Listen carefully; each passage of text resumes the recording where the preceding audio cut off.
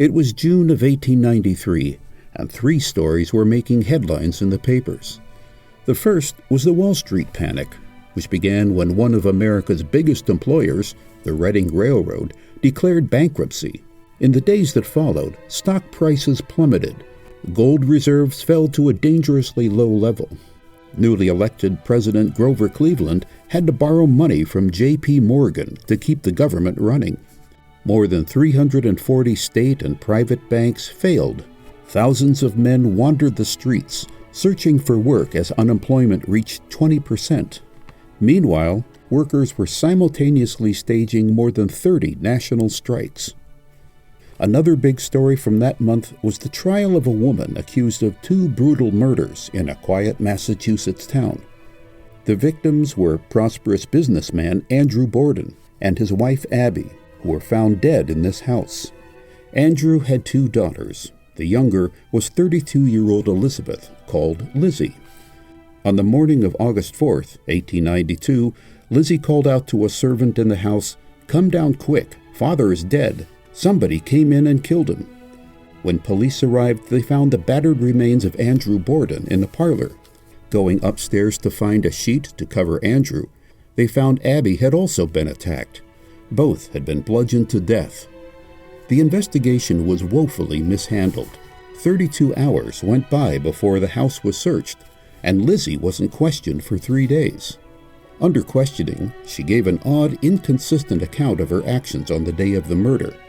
The Fall River police arrested her, and she went to trial on June 5th.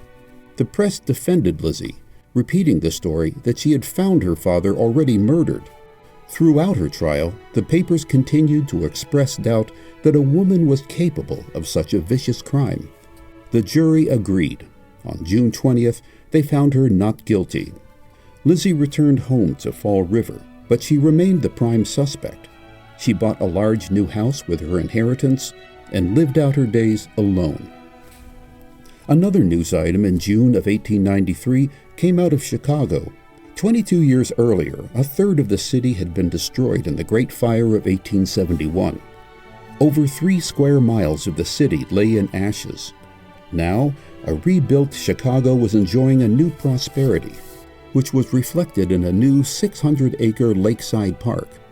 A World's Fair had opened on its grounds in May to celebrate the 400th anniversary of Columbus's voyage. The Columbia Exposition occupied 10 square miles beside the lake, on which 200 hastily built neoclassical buildings now stood. On its opening day, over 200,000 people passed through its gates and were amazed at all the shining white buildings, and were impressed by all the scientific and artistic exhibits. One of the most impressive sights was the nightly display of electric light. The grounds were illuminated by hundreds of lights, which amazed thousands of visitors who'd never even seen a light bulb before. The other big attraction was the Ferris Wheel. Designed by George Washington Ferris, it was an engineering marvel, supported by 140-foot towers and mounted on a 45-ton axle, the largest piece of steel forged up to that time. The wheel's 36 cars, approximately the size of railway coaches, could carry up to 2,000 passengers at a time. Over 1 million people paid 50 cents for the 20-minute ride that took them around the wheel twice. It would lift them 264 feet into the air, higher than almost any of them had been in their lives, or would ever be again. From the top of the wheel, they could look out over the exposition, and perhaps feel they could see the future. This video is brought to you by the Saturday Evening Post Digital Archives.